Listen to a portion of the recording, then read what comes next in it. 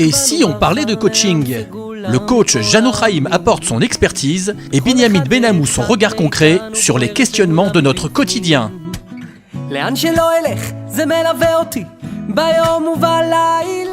Bonjour à tous, nous sommes dans l'émission Et si on parlait coaching avec notre ami Jano Chaim, coach de vie, coach d'entreprise. C'est notre 5e émission et on vous rappelle que vous pouvez nous envoyer vos thèmes à traiter dans le cadre de cette émission à l'email radio@torah-box.com.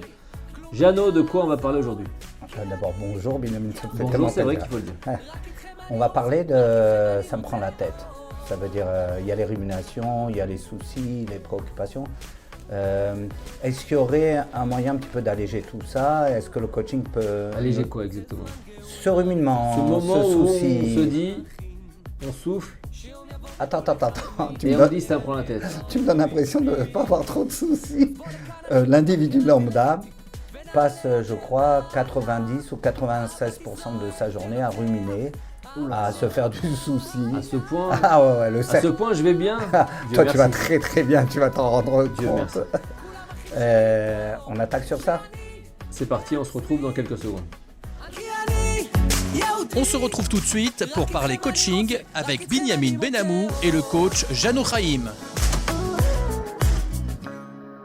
Question de halakha, besoin d'un conseil personnel? Avec le service Question au Rav, les rabbinim de Torah Box sont à votre disposition 24 heures sur 24, 6 jours sur 7, pour vous répondre et vous aider sur tous les sujets. Shabbat, couple, cache-route, conversion, loi de deuil. Question au Rav, c'est 13 000 questions reçues chaque année et répondues par écrit sur le site Torah Box et par téléphone, un appel reçu toutes les 4 minutes. Question au Rav, un service exceptionnel, gratuit pour vous. Les éditions Torah Box, c'est des dizaines et des dizaines de livres pour les petits comme les plus grands, sur tous les sujets de la vie juive et abordés de manière accessible à tous. Paracha, histoire pour les enfants, construction personnelle, couple, Shabbat, fête juive, biographie. Chaque mois, c'est 2 nouveaux livres édités, vendus au prix les moins chers du marché et livrés partout dans le monde. Il vous suffit de les commander sur le site Torah Box à tout moment, pour les offrir à votre communauté, à vos proches, ou pour renforcer vos connaissances avant les fêtes. Les éditions Torah Box, des livres sur mesure pour vous. Organiser un cours avec un Rav de Torah Box, avec le service Torah Box chez vous, c'est enfin possible. Paris, Lyon, Tel Aviv, Madrid, Bruxelles, Montréal, Casablanca. Torah Box vient à votre rencontre. Organisez un cours gratuitement, chez vous, entre amis, au travail ou dans votre communauté. Dans une ambiance chaleureuse, un Rav de Torah Box donnera une conférence et répondra à toutes vos questions. Réservez rapidement sur notre site, par email ou par téléphone.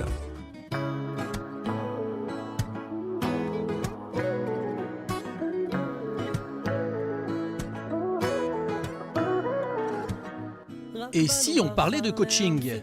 Le coach Jano Chaim apporte son expertise et Binyamin Benamou son regard concret sur les questionnements de notre quotidien. On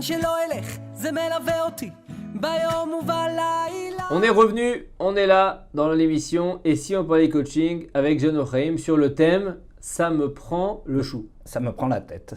Alors là, je vais citer un grand auteur. Avant de citer cet grand auteur, on va parler du cercle des préoccupations. Le cercle des préoccupations, c'est la santé dans la période du Covid. Tiens, hier, j'étais avec un médecin et c'est une chavruta, c'est une personne avec laquelle j'étudie. Il est, on va dire, très précautionneux. Je dis, pourquoi il faut faire attention au Covid, docteur? Il me dit, ah ben oui, il faut faire attention, j'ai perdu 4 personnes de ma famille. Donc, la rigueur qu'il avait du fait qu'il avait été touché personnellement par le Covid, comment il s'est lavé les mains, comment il a gardé le masque pendant 2 heures alors qu'il était chez moi et que c'était clean, quoi, c'était propre, m'a fait comprendre que voilà, le cercle des préoccupations, il est là, que tu le veuilles ou pas, il est en santé, en famille. Qui est-ce qui peut s'en dégager avec les enfants, les problèmes au travail, les problèmes d'économie. Aujourd'hui, de quoi sera fait dans 6 mois notre travail, nos boîtes et tout. Impossible de ne pas ruminer, ou d'une manière claire ou d'une manière inconsciente, parce qu'il y a aussi des ruminations inconscientes, et après, quand elles explosent, elles explosent. Donc, on a tous des domaines dans lesquels nous vivons les préoccupations. C'est clair pour toi? C'est clair? Donc la question c'est comment est-ce qu'on peut les vivre bien? Voilà, comment on peut sortir et se dégager. Alors, je vais d'abord parler d'un de mes maîtres. Je ne l'ai jamais connu, mais il s'appelle Stephen Covey. Tu as entendu parler de cet homme? Pas du tout. Eh bien, je vais te dire. Je connais aucun maître qui s'appelle Steven. Alors, sache que cet homme-là, depuis que j'ai commencé le coaching, depuis 10 ans, le coaching professionnel, puisque on est tous coachs sans le savoir, quoi, par nature. Ça faisait partie de la Bible. Le livre, d'ailleurs, je le recommande. Et comme je dis à tout le monde, si vous ne l'aimez pas, vous me le renvoyez, je vous rachète à moitié prix. Donc, n'hésitez pas. C'est les 7 habitudes des gens efficaces de Stephen Covey. C'est la Bible du coaching. Et ce n'est pas la Bible, on va dire, c'est un livre dur, c'est un livre compliqué dans lequel il faut rentrer sa tête et travailler. C'est pas psychologie pour les nuls. C'est-à-dire pas que... D'accord. Donc, à un moment, je l'adorais tellement, je le suivais tellement dans ces... que j'ai voulu savoir où il était, qu'est-ce qu'il faisait. Donc, tu tapes Wikipédia Stephen Covey, tu reçois le résultat. Tu vois pas que je vois que cet imbécile, il est mort? Je dis, mais il n'était pas si vieux que ça. Tu sais ce que ça veut dire le maître du coaching? C'est comme tu dirais le Dalai Lama ou l'homme qui maîtrise l'art de vie. L'art. Je regarde à quel âge il est mort, j'ai été déçu, Binyamin. Tu sais à quel âge il est mort, Stephen Covey? À 80 ans. Alors? Eh bien, c'est décevant.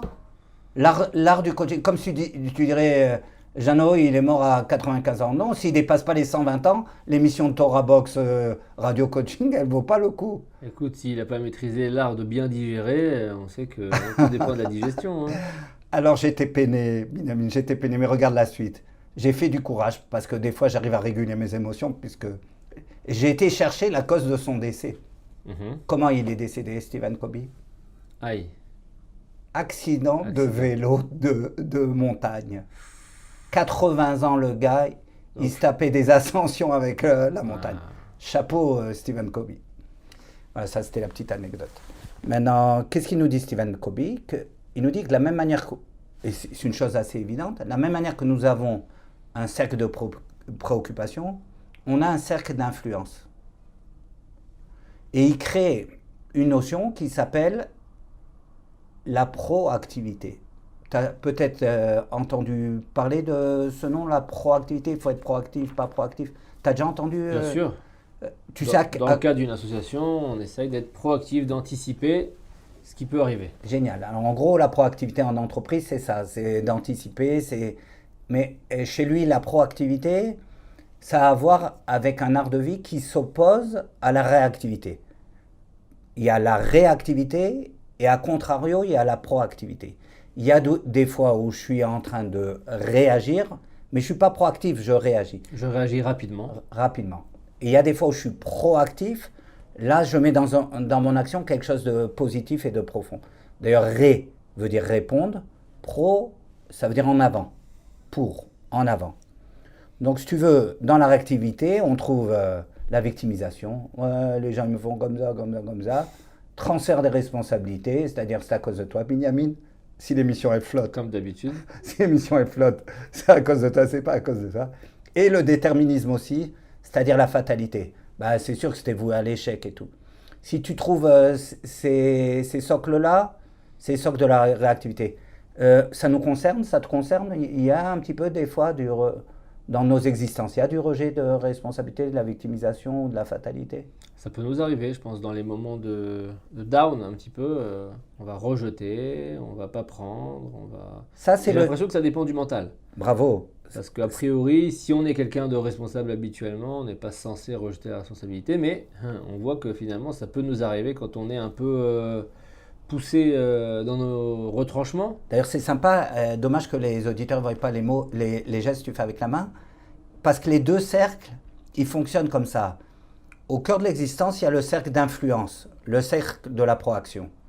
Si c'est ce cercle qui est influent, il repousse le cercle des préoccupations.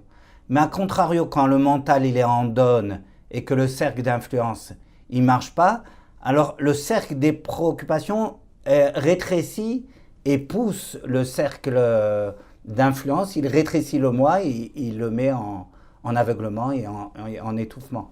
Ce sont deux cercles qui agissent l'un sur l'autre. Un, c'est la proactivité, l'autre, c'est la réactivité. La question maintenant de savoir comment on peut travailler, selon Stephen Covey, sur la proactivité et sur la réactivité. Et là, j'ai un scoop. Intéressant. J'ai un vrai scoop. On fait la publicité ou... Donc on est d'accord que le but c'est d'être proactif? Le but, c'est d'être proactif. Très bien. Autant que peut se faire. Écoute, on peut pas lancer une clé pareille comme ça sans quelques secondes de... hein? Alors, je te mets encore l'eau à la bouche. Tu vois l'appareil que tu as sur la table, que tu vas saisir. Exactement. Comment il s'appelle? Il s'appelle... Cet appareil là. un smartphone. Un smartphone. Je dis que je peux utiliser le smartphone pour développer la proactivité. La proactivité, anticiper, la réactivité, répondre rapidement, mais quel intérêt tout ça? L'intérêt, c'est de sortir des ruminations et on verra tout de suite qu'est-ce qu'on gagne à sortir des ruminations. Sortir des ruminations, sortir des... oh là là, encore moi, non, je veux pas prendre la responsabilité. Tiens, d'ailleurs, j'ai Ou envie alors, de te dire un passage de la Gemara, si déjà. Mhm, La Gemara dit que celui qui est occupé à faire une mitzvah, il est dégagé des autres mitzvot. mhm. La Gemara demande, mais pourquoi il est dégagé des autres mitzvot? On répond, parce qu'il est occupé. Et comme il est occupé, il ne peut pas se dégager. Ah, la Gemara dit ici, à le Covid, que les actions à la bourse, elles ont descendu et que maintenant il n'arrive plus à se concentrer tellement il est occupé par la bourse. Comment il va mettre les tefilines? Comment il va faire la prière? La Gemara dit, mais attends, je ne comprends pas. Ça, c'est le monde de la mitzvah, ça, c'est le monde des obligations banales. Et il a qu'à rentrer dans le cercle d'influence. Là où le monde, il fait sens. Là où le monde, il doit être construit. La Gemara dit, ah, tu me dis comme ça? Qu'est-ce que tu diras sur l'endeuillé? Que lui, il est dans la mitzvah, on va dire, de s'endeuiller pour son défunt, et il fait une mitzvah. Et pourtant, même qu'il est occupé par sa tristesse et sa peine, on l'a rendu redevable de toutes les mitzvot, sauf les tefilines. Mais on ne l'a pas dégagé de faire la prière après le repas, de mettre le tzitzit, de faire les mitzvot. Or, pourtant, il est occupé à sa peine. Qu'est-ce que la Gemara, elle répond, Binyamin? Tu te souviens? La Gemara, elle dit, sa mitzvah, c'est le kavod, c'est pas sa peine. Il doit prendre sur lui et dominer sa peine. Il baillait les kfouillés. Il devait dominer sa peine. D'où l'idée de travailler sur le cercle d'influence. Et pas toujours de rester prisonnier du cercle de préoccupation. Pas mal, excellent. Ok, je t'ai vu, j'ai dit je vais apporter un outil sur la base du smartphone. Je t'ai vu toucher le smartphone. Qu'est-ce que tu fais? J'ai déjà acheté le livre que tu as conseillé à tous les auditeurs. Voilà, en quelques clics, les 7 habitudes des gens qui réussissent tout ce qu'ils entreprennent. Stephen Covey. Bravo, ça montre que tu l'as vraiment fait. Ah, tu vois. Et d'après toi, tu as été réactif ou proactif? Là, j'étais réactif. J'ai réagi à une information. Je dis que La non. proactivité, c'est avant que je te rencontre, avant que tu m'en parles. Je dis que c'est ça que je vais discuter avec toi maintenant. C'est que la première des transformations que l'homme il peut faire, c'est à travers son langage et son écriture. Si je dis les choses comme elles doivent être, je conditionne ma pensée, je crée des cartes mentales qui vont m'aider à me pousser vers les chemins où je veux exister. Si tu es d'accord qu'on va faire entrer dans le proactif toute action intelligente qui promouvoit la vie, tu n'étais pas obligé de commander le livre. Le fait que rapidement tu as été chercher un outil et rapidement tu l'as intégré à ta vie, c'est de la proactivité active. Tu es en super proactivité, Binyamin. Et je te félicite. Merci. Donc, la première des choses, c'est le langage. Et je vais te donner, on va jouer un petit jeu dans lequel je vais te donner le langage du réactif. Et toi, tu vas essayer de trouver, mais en proactif, comment on le dit. D'accord? Mon jeu, c'est quand des fois... Et donc maintenant, on va se mettre en situation qu'on va écrire un WhatsApp, une notification WhatsApp ou messagerie, mais dans laquelle il y a une interaction. Il y a des fois, on envoie juste techniquement un SMS en WhatsApp. C'est pas la peine, là-bas, il faut envoyer l'info et on n'a pas besoin. Mais il y a des fois, on a envie de dire quelque chose, même si c'est en une phrase, mais il se passe quelque chose dans l'échange. Dans l'échange, j'ai envie de dire, alors là vraiment je n'y peux rien. C'est réactif ou proactif? C'est réactif. C'est réactif, c'est 1000 fois réactif. En proactivité, comme on aurait dit, J'espère le pouvoir dans l'avenir, non? pas mal. J'espère le pouvoir. Même si tu voulais faire un constat, j'ai examiné les solutions que je pouvais examiner. Pour l'instant, je n'ai pas trouvé de solution. Ça, c'est un langage proactif. Parce qu'il s'est mis en situation, on va dire, de travail, d'intelligence. C'est proactif. Écrire « je n'y peux rien », c'est la fatalité. Écrire « examinons les solutions », c'est proactif. Tu comprends? Je suis comme je suis.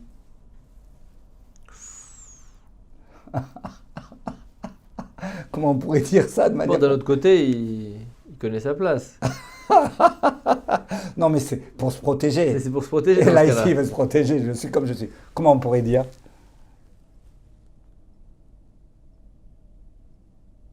Je vais essayer.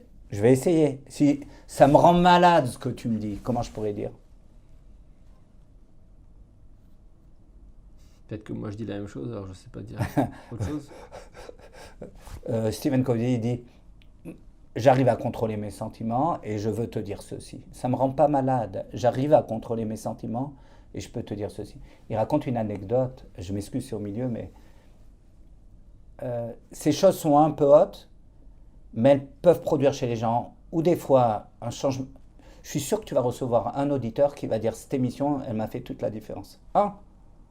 Et la majorité des auditeurs diront on a compris une petite intelligence qu'on peut introduire dans notre vie, on est béni. Mais lui raconte que dans ses nombreuses conférences où il parle de la proactivité, il voit une femme se lever en colère. Et puis d'un coup, comme si elle avait été touchée par la foudre, elle s'assoit, elle se met à rire, et lui continue sa conférence et tout. Donc à la fin de la conférence, il se dit tiens, mais je voudrais bien savoir, comme c'est un homme curieux, la curiosité fait partie de la proactivité. Il va vers la femme, il dit mais je peux savoir quelle était votre question et pourquoi vous avez ri? Il dit ma question c'était de vous jeter à la figure comment on pouvait faire rentrer la proactivité dans la vie de gens malheureux. Pour gagner ma vie, je suis nurse. Je m'occupe d'une personne âgée qui est tyrannique, qui me considère comme rien du tout, qui m'aliène, qui me traite comme un... Et toute mon existence depuis 15 ans, 20 ans, ce n'est que effort et que supplice. Comment vous avez le droit de jeter la proactivité? En me levant, je me suis rappelé ce que vous avez dit, que être proactif, ça dépend que de toi. C'est de la liberté pure. Et je me suis dit, tiens, et si je me payais le luxe maintenant de décider? Et si je me payais le luxe de pouvoir être libre de mes sentiments et de de comment je vivais mes réactions avec mon employeur? Elle lui a dit, ça a transformé ma vie. Un switch, de pouvoir sentir que en venant proactif, je peux reprendre le contrôle de mon existence, ça peut aussi transformer une vie. C'est sympa, non? Et la clé, chez moi, elle se trouve dans un mot très simple. Réactif, je dois faire ça. Comment je peux transformer ce je dois? Ou tu dois faire ça. Je dois faire ça. Comment on peut transformer un devoir? Je peux. Bravo, c'est ce qu'il écrit. Je peux. Ou je choisis. Ou je préfère. Maintenant, dans les petits échanges, je t'assure que jour après jour, j'arrive à progresser de micron. Dans les petits échanges sur WhatsApp, je prends du recul et je dis attends, quand j'écris ça comme ça, je suis en train d'être réactif ou proactif? Et même si c'est artificiel, je change mon écriture. En changeant mon écriture, je mets en conscience la proactivité. Tu comprends un peu l'idée? Je comprends très bien. Parfois, on parle avec des gens et on se rend compte que sa réponse, elle nécessite qu'on lui repose une question.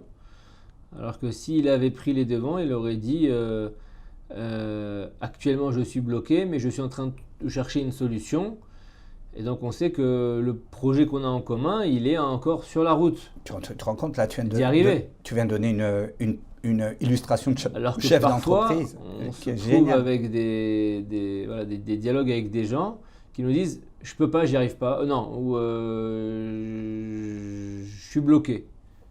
Alors ça nécessite de devoir revenir vers lui. On a quelqu'un en face de nous qui n'est pas super responsable et surtout pas proactif, il n'essaye pas de trouver des solutions. Donc il fait perdre du temps à son entourage. Nous, on ne sait pas s'il va continuer le projet. Tu comprends ? Tout à fait. Et il y a des gens, quand ils te répondent, c'est, comment te dire, c'est pratique, c'est des réponses pratiques. On sait où est-ce qu'ils sont, on sait s'ils ont la motivation de continuer, on sait s'ils vont continuer, on connaît le statut. Il est clairement, on va dire, dans soutenir le positif, dans viser les possibles, d'en être le plus efficace possible. Ça, c'est dans les interactions professionnelles. Mais même dans les interactions, on va dire, personnelles, je parle à ma femme, je parle à mon ami, je parle à mes enfants, regarde le langage que tu utilises. Il y a beaucoup de vocabulaire qui est réactif. Et là-bas, juste en changeant un mot, on ramène en conscience toujours, on va dire, la proactivité et qui fait exactement ce que tu as décrit en entreprise, qui fait que les interactions sont huilées, chacun amène forcément le meilleur de lui-même. Mais là, c'est encore plus grave parce qu'on est responsable de tous les gens qui sont autour de nous. À plus forte raison. D'accord. Exprimer à voix haute quelque chose de très passif et de très vision très réduite des choses, de ses capacités, ça encourage les gens dans le mauvais sens, non ? Tout à fait. Donc ici, on peut même nuire, on va dire, on peut nuire, vraiment nuire aux gens qu'on aime et sur lesquels on est responsable. J'ai lu dans la prière de Rosh Hashanah qu'on dit qu'on est jugé Maaseish ou Pekudato. Maaseish, c'est nos actions personnelles. Et Pekudato, en fait, c'est l'influence qu'on a eue sur notre entourage. C'est trop fort. Stephen Covey est béni. Donc on est jugé des deux côtés. Des deux côtés. On a deux comptes. On a deux comptes. Donc si je suis capable de tirer tous les gens vers le haut, j'aurai le salaire de tout ce qu'ils auront réussi à faire grâce à moi, grâce à parfois un mot, si je comprends bien. Un mot, le mot je peux le faire, je vais le faire. Il y a des solutions. Plutôt que j'y arrive pas, j'en peux plus. Je dois ou tu dois. Donc je tire mes 5 enfants vers le haut et ma femme. Et je te dis, pour moi, on est béni quelque part d'avoir maintenant la possibilité de travailler nos mots dans l'écriture. Parce que ces millions de micro-messages nous permettent de travailler sur notre vocabulaire. C'est pas que je suis en train de cachériser le smartphone. Je dis juste qu'on peut utiliser l'écriture pour pouvoir améliorer nos mots. Excellent, on se retrouve après une petite page.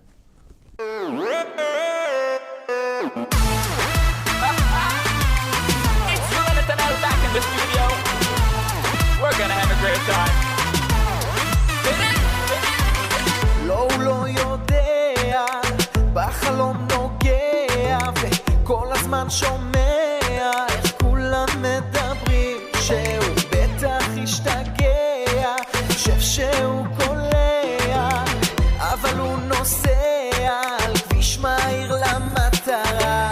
איך הוא אף גבוה, על הכוכבים עומד ושר. בוא נרים לו, חיים שלמים שהוא חלם. איך הוא אף גבוה, על הכוכבים עומד ושר. בוא נרים לו, ובוא נגיד לו, היי סלאם.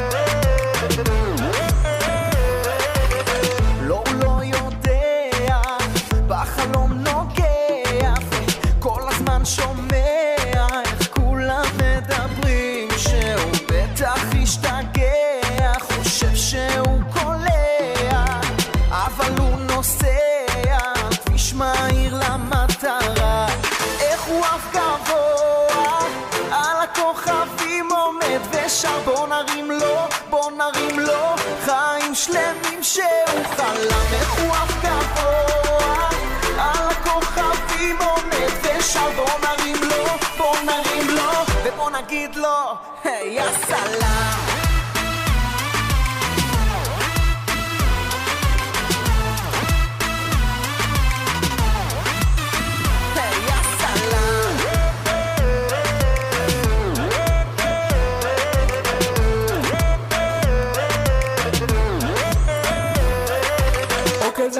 פשוט לכל אחד יש חלומות, תקוות, כמוסות ומטרות שהוא יכול למלא בלילות בבקרים כל החיים, וזה מכיל כל כך בפנים כשמסבירים לנו שאין לנו סיכוי להגשים. בוא נפרגן אחד לשני, בוא נעודד אתה תצליח אחי, אל תפסיק אתה תגיע לשם אין עליך, יא סלאם.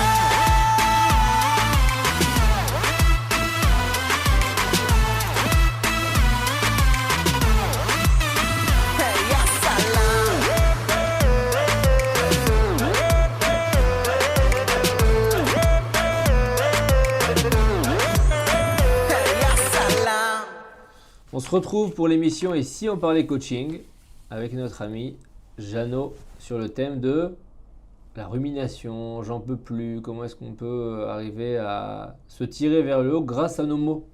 Grâce aux mots et grâce à la proactivité. Alors, on a dit jusqu'à présent que la proactivité, c'est être réfugié, comme on a dit, dans le transfert de responsabilité, la victimisation, la fatalité. Et la proactivité, c'est être vraiment dans la liberté de choisir, dans chercher l'initiative, dans chercher le positif et l'optimal, comme tu as décrit. On a dit que travailler les mots était certainement la forme la plus, on va dire, facile et efficace de travailler la proactivité. Une forme plus, on va dire, large, mais qui est très efficace, c'est d'être attentif aux attitudes et aux comportements. On va faire le même exercice qu'on a fait en te demandant, par exemple, dans une discussion, je ne sais pas si toi tu es comme ça, mais moi, a priori, je suis attentif sur les défauts. Moi aussi. C'est vrai ? Je les cible. Comment ça se fait qu'on est comme ça, Binyamin ? Tiens, si j'ai trouvé un frère jumeau, comment ça se fait qu'on regarde les défauts ? Je pense que c'est l'éducation. C'est l'éducation chez toi de Le regard qu'on a eu sur nous, on se le porte sur nous-mêmes, on le porte sur les autres. Tiens, moi je vais faire maintenant le rabbin, toi tu vas faire le coach. Ok. J'ai envie de te dire un Baal Shem Tov. Baal Shem Tov, il dit c'est parce qu'on n'a pas assez d'amour sur nous encore. Parce qu'on juge l'autre, à travers le jugement qu'on amène vers l'autre. Je pense que c'est exactement ce que j'ai dit. Hein. Ah bah vas-y, alors explique-le, je m'excuse. Si mes parents m'ont regardé d'une manière X, alors je vais me regarder aussi de cette manière. On arrive à quelque chose. Mais quelque part, ça revient à dire que vis-à-vis de nous-mêmes, on est dans la négativité, on n'a pas ouvert un cercle d'influence, d'amour et d'intelligence. Et donc, on n'est pas dans la proactivité. Peut-être que, tiens, je prends sur moi et je te le conseille, et peut-être on peut le conseiller aux auditeurs, juste aujourd'hui, ce soir on se couche en se disant une qualité qu'on s'est trouvée, juste aujourd'hui. Juste aujourd'hui ? Ouais, et voir si demain on est capable de voir le monde avec un peu plus de soleil. Pas mal. Avant ou après Kriyat Shema à la Mita ? Très bonne question. Moi j'aurais dit avant. Comme ça, on dort avec le schéma. Non, oui, on dort avec le schéma. Dernière information. Et aussi pour lui donner plus de force. Par exemple, dans les comportements, celui qui est toujours focalisé sur les malheurs et sur le fait que tout s'échappe, tout fuit. Il y a des fois aussi où on regarde les malheurs et le fait que... C'est ça, des fois on a l'impression que les trois quarts de ce qui se passe sont malheureux, amènent vers des malheurs. Et c'est là où Stephen Covey, il est magnifique. Bon, c'est un peu haut, mais malgré tout, on a besoin de choses hautes des fois. Il dit dans nos existences, il y a trois niveaux. Il y a les choses qu'on ne peut pas contrôler. Il y a les choses qu'on contrôle totalement. Et il y a les choses qu'on peut influencer. On comprend bien que ce qu'on contrôle totalement, on n'est pas en train de discuter ici. La proactivité ne s'occupe pas de ça. A priori, la proactivité s'occupe des choses sur lesquelles on peut influencer. Mais il y a quand même toutes ces choses qu'on ne peut pas influencer, qu'on ne peut pas contrôler. Qu'est-ce qu'on fait avec ça, Binyamin ? Toutes les choses qu'on ne peut pas contrôler, qu'est-ce qu'on fait avec ça ? On apprend à les accepter ? Ah, tu es trop fort. Mais tu es trop fort, je sais. Comment on peut apprendre à les accepter ? Il raconte une histoire un des exemples tu sais que je fais des coachs et des coachs qui sont des fois pas faciles et j'accompagne aussi des gens en phase difficile d'existence avec des maladies qui sont difficiles. Et je peux te dire que l'âme de l'homme et l'âme juive, non seulement elle est belle, mais elle est d'une force incroyable.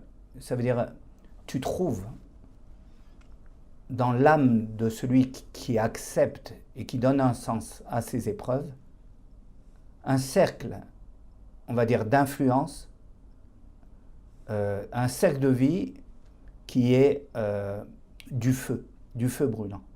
Il y a des personnes qui arrivent à transformer leurs épreuves en vie, en essence de vie, parce que ils sont passionnés par quelque chose, parce qu'ils sont passionnés par l'existence de Dieu, parce qu'ils sont passionnés par le sens qu'ils veulent mettre dans la vie ou les êtres qu'ils veulent faire vivre. Le fait qu'ils soient passionnés leur permet, on va dire, d'influencer des choses qu'on ne peut pas contrôler. Et ça c'est magnifique. Très joli. Donc, ici, l'idée, c'est de voir un petit peu aussi, d'être attentif un petit peu à nos comportements. Je suis focalisé sur les défauts. J'ai facilement une attitude, on va dire, réprobatrice. Je suis facilement dans la moquerie, dans le cynisme, dans la blague lourde et tout. C'est sympa une fois, mais quand il y a, par exemple, tu rentres dans une maison et tu vois que le maître de maison, il a une langue un peu dure vis-à-vis de son épouse. Il y a de la moquerie qui revient. C'est de la réactivité, c'est pas de la proactivité. Tu vois profondément, tu vois la personne qui entend, elle est encore une fois à recommencer. Pourquoi user ces cartouches ? Pourquoi s'amuser ? Pourquoi user si on peut créer du bien ? Alors bien sûr qu'on a le droit de jouer, on ne doit pas être... mais pourquoi user ces cartouches ? Tu comprends un peu cette idée ? Je comprends l'idée, ouais, je comprends. Ok. Et maintenant, la bonne nouvelle, et c'est basé sur des études, et j'ai envie de te dire sur le bon sens, c'est que les deux cercles sont interdépendants. J'explique. Et ça, j'arrive à l'expérimenter grâce à Dieu de temps en temps. Que quand tu es occupé dans le cercle de préoccupation, tu vides le cercle d'influence. Et si tu es occupé dans le cercle d'influence, tu diminues le cercle de préoccupation. Et ils sont interdépendants. Exemple, j'ai eu une soirée exécrable. Au niveau du travail, c'était la cata. Au niveau des perspectives de travail, la catastrophe. J'avais pas le nerf, je me suis emboucané avec mon épouse. De toute manière, on a des problèmes financiers, etc. Tout était noir, catastrophique. J'ai perdu le contrôle de mon existence.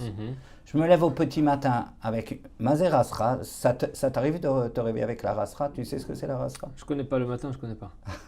Tu connais que la J'en nuit. connais qui connaissent. Et le matin, je connais pas. Quoi, tu n'as pas d'état Cette d'âme ? rasra du matin, hein ? Tu n'as pas d'état d'âme ? Jamais ? Le matin ? Ouais, Non, pas le matin. jamais. À partir de quelle heure alors l'état d'âme ? Ne me le souhaite pas. Non, je ne te souhaite pas. Si tu es béni du ciel, tu es béni du ciel. Mais à partir de quelle heure c'est la rasra ? Quand elle arrive ? Je suis trop occupé pour être en rasra. Ah, tu viens d'expliquer. Voilà, tu viens d'expliquer. Tu viens d'expliquer que quand on s'occupe d'une manière intelligente et productive et positive, il n'y a pas de place pour... c'est interdépendant. Moi, je ne suis pas arrivé à ton niveau. Donc, je vis la rasra. Je fais partie des gens qui Tu vivent veux la que je te donne rasra. du travail ? Non, mais écoute ce que Jeannot il a fait.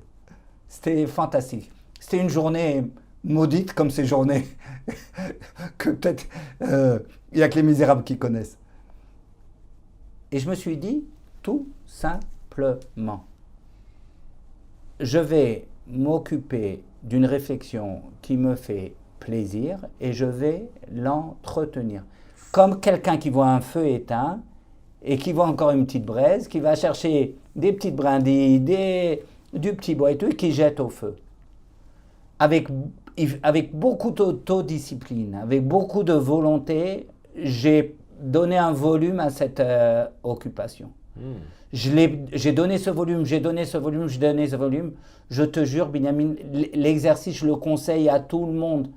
Ça a chassé pour la journée les préoccupations. Tout simplement parce que j'ai donné du volume et j'ai cru au fait que je pouvais mettre en place un cercle d'influence. Ils sont interdépendants. Si tu agis sur l'un, tu vides l'autre. Si tu n'agis pas sur l'un, ça vide l'autre. Tu comprends l'outil ? Très intéressant. Ça, c'est un bon outil. Et on peut le donner à tout le monde autour de toi. C'est vrai, tu es dans la douleur, fais rentrer quelque chose de positif. Et si c'est trop intrusif, parce que des fois la personne elle souffre et c'est difficile, comment on aime ces gens qui savent changer le sujet et introduire quelque chose qui va faire du bien à l'âme, et comment on voit qu'on peut soulager la personne, tout simplement parce qu'on a rempli le cercle d'influence positive de la personne. Tu comprends? C'est simple et c'est mouvan, c'est compréhensible. C'est mouvan. Et y croire, rester sur ce principe, remplir le cercle d'influence. Donc, on fait une petite pause et après on conclut. Exactement, on se retrouve dans quelques secondes pour la conclusion de cette émission. On se retrouve tout de suite pour parler coaching avec Binyamin Benamou et le coach Jano Chaim. Question de halakha, besoin d'un conseil personnel? Avec le service Question au Rav, les rabbanim de Torah Box sont à votre disposition 24 heures sur 24, 6 jours sur 7, pour vous répondre et vous aider sur tous les sujets. Shabbat, couple, cacheroute, conversion, loi de deuil. Question au Rav, c'est 13 000 questions reçues chaque année et répondues par écrit sur le site Torah Box et par téléphone, un appel reçu toutes les 4 minutes. Question au Rav, un service exceptionnel, gratuit pour vous. Torah Box, c'est la diffusion chaque jour de cours de Torah variés et innovants, adaptés à chacun. Grâce à une équipe investie et désireuse de diffuser la Torah à son peuple, des cours sont enregistrés chaque jour en studio, puis montés et diffusés. Avec des rabbanim de haut niveau, sur tous les sujets de la vie juive, paracha, pensée juive, halakha, couple, éducation, émouna, histoire juive. Et chaque semaine, une histoire exceptionnelle à raconter le Shabbat. De nouvelles émissions et débats innovants qui confrontent Torah et actualité. Des concepts de vidéos qui expliquent la halakha de manière ludique, divertissante et accessible. Et des programmes de Torah pour nos enfants. Torah Box, c'est du judaïsme sur mesure pour vous. Organiser un cours avec un Rav de Torah Box, avec le service Torah Box chez vous, c'est enfin possible. Paris, Lyon, Tel Aviv, Madrid, Bruxelles, Montréal, Casablanca. Torah Box vient à votre rencontre. Organisez un cours gratuitement, chez vous, entre amis, au travail ou dans votre communauté. Dans une ambiance chaleureuse, un Rav de Torah Box donnera une conférence et répondra à toutes vos questions. Réservez rapidement sur notre site, par email ou par téléphone.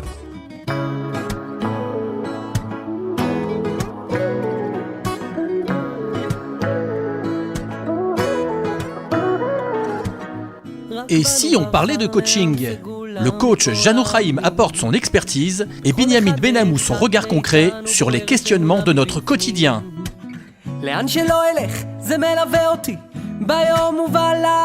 retrouve pour le dernier quart d'heure de l'émission et si on parlait coaching, n'oubliez pas que vous pouvez nous envoyer vos thèmes d'émission à radio@torah-box.com, donc par email. On est avec Jano Chaim et le thème de cette émission, la rumination, le fait de penser positif, qu'est-ce que ça peut apporter, comment y arriver. D'accord, donc on a parlé de la proactivité. Jusqu'à présent, on a parlé du langage. Et ça se fait dans des petites choses. Le je dois, le j'en peux plus. Déloger la réactivité et mettre de la proactivité. On a parlé des comportements, d'être plus attentif, on va dire, à des comportements récurrents on va dire, de négativité, de jugement, de réactivité. Et on a essayé de dire que même un petit changement, aussi petit soit-il, pouvait provoquer en boule de neige des grandes choses. Je voudrais raconter une expérience que j'ai eue dans un coach d'un adulte qui était un problème tout à fait classique, j'ai envie de dire un problème de la vie, peut-être même un problème juif, qui était pris entre le marteau et l'enclume, entre une maman qui était, on va dire, une maman juive. Et tu connais l'histoire là, tu dois toutes les connaître et tout. Celle-là, je l'aime pas. C'est la fiancée qui l'a amenée. Celle-là, je l'aime pas. Comment tu savais que c'était sa fiancée? Parce que je l'aime pas. C'est la mère juive. La mère juive. Et la femme juive. La femme juive, c'est une femme guerrière. C'est une femme qui... Mais j'ai l'impression que c'est pas vraiment juif. Il ne faut pas être trop chauvin. C'est une histoire de la vie.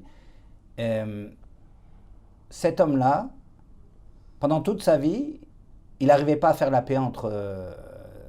on va dire la paix. Bien sûr qu'il y avait on va dire des bonnes choses qui se passaient entre la famille, mais il n'arrivait pas à faire une paix réelle entre la belle-mère et son épouse, entre sa mère et son épouse, et de ce fait, il était déchiré. Ce qu'il m'a raconté, c'est que à 50 ans, quand il est arrivé chez moi en coaching, il avait 50 ans, chaque fois qu'il sortait de discussion avec sa mère, il pleurait, et chaque fois qu'il sortait de discussion avec son épouse, il pleurait. Quand on parlait du sujet de son épouse chez sa mère, ça le faisait pleurer, ça le déchirait, ça déchirait son existence. Quand il parlait de sa mère avec son épouse et qui prenait les griefs et les plaintes de son épouse, il pleurait. Il était déchiré, il n'arrivait pas à trouver un équilibre. Alors tu vas dire, il est malheureux, il est misérable, tout ce que tu veux et tout. Et on a commencé à parler en termes on va dire de proactivité, en termes de liberté, parce qu'en définitive, je ne sais pas si je t'ai dit, mais qui a créé Non, ça veut dire, quel est le moderne qui a créé l'idée de la proactivité? C'est un homme, je t'ai conseillé d'ailleurs un de ses livres, je sais que tu as été proactif et que tu as acheté le livre, qui s'appelle Viktor Frankl, qui a écrit sur son expérience des camps de concentration. Je ne l'ai pas encore reçu, mais je l'ai commandé. Ouais, et tu vois, encore une preuve de ta proactivité. Et Viktor Frankl, il a décidé la proactivité lorsqu'on l'a déshabillé à Auschwitz. Il avait un livre sur lequel il avait fait toutes ses recherches en psychiatrie. Il faisait partie de l'école classique, de la première force de la psychiatrie. Il a créé la deuxième et la troisième force de la psychologie, dans lequel on ne regarde pas la fatalité, c'est-à-dire mon éducation, ma génétique, ma libido, mes besoins, mais on regarde aussi, on va dire, le choix, la capacité que tu as de pouvoir choisir et agir dans ta vie. Et comment il décide ça? Parce qu'il a un gros bouquin, on est en train de les déshabiller, il a toute sa recherche, il va voir un capot juif, et il lui dit, tu pourrais me prendre le bouquin et le cacher, c'est toute mon existence. Le capot, d'abord, il dit qu'il lève les yeux au ciel, et après il se met à rigoler, à rire, un rire dans l'univers de la mort, et il lui dit, toi, je ne peux pas dire le mot, mais en gros, tu es de la tu n'es rien. Tu n'existes pas, tu n'es rien. À ce moment, Viktor Frankl a compris que ou il acceptait d'être rien, ou il acceptait d'être tout. Et il a pris dans son existence le libre arbitre en plein fouet. Il prend de la liberté totale. Ça veut dire, des fois, quand tu as acculé un mur, tu peux ou t'écraser, ou te sauver. Et à ce moment-là, il y a un changement colossal. C'est ce qu'on appelle le changement de la tchouva. Le Rabbi de Kos qui dit, la tchouva a été créée avant la création du monde. Je doute qu'il y ait des gens qui puissent arriver à la tchouva parce qu'il faut arriver à un moment d'existence qui n'est pas le monde. C'est-à-dire se dégager complètement du monde. À ce moment-là, Viktor Frankl, il dit, personne ne va pouvoir me dicter mes lignes de vie et mes conduites.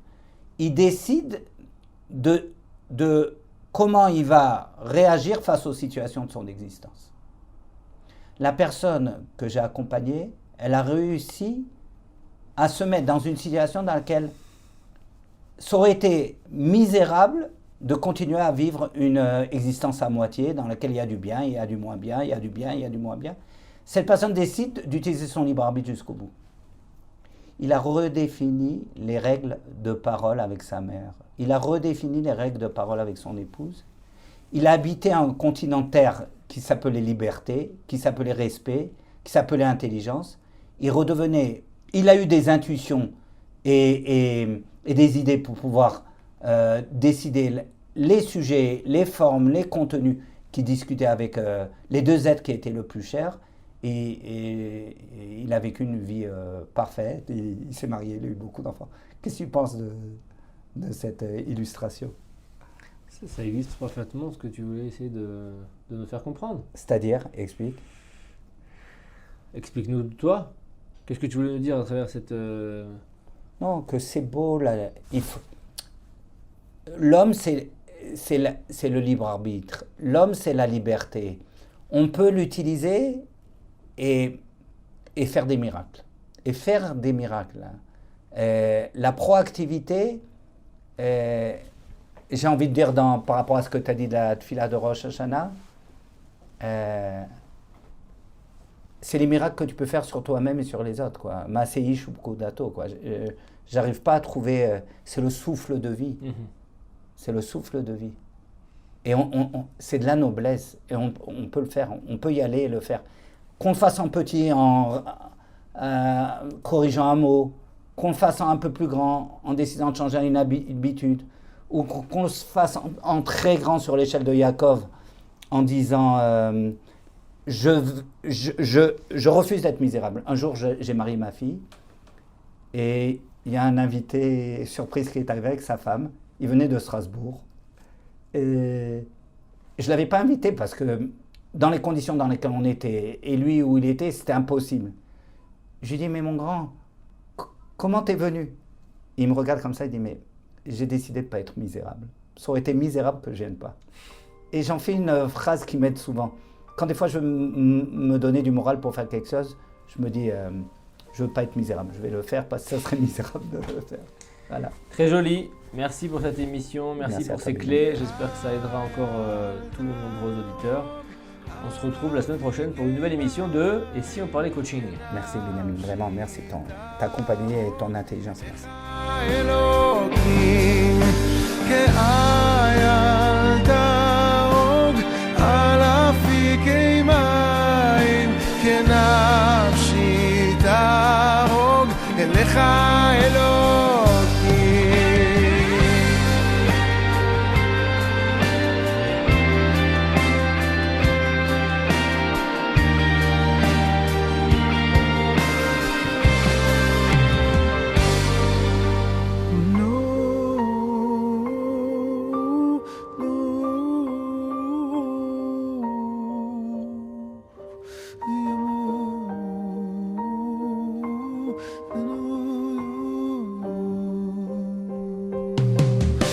Yeah.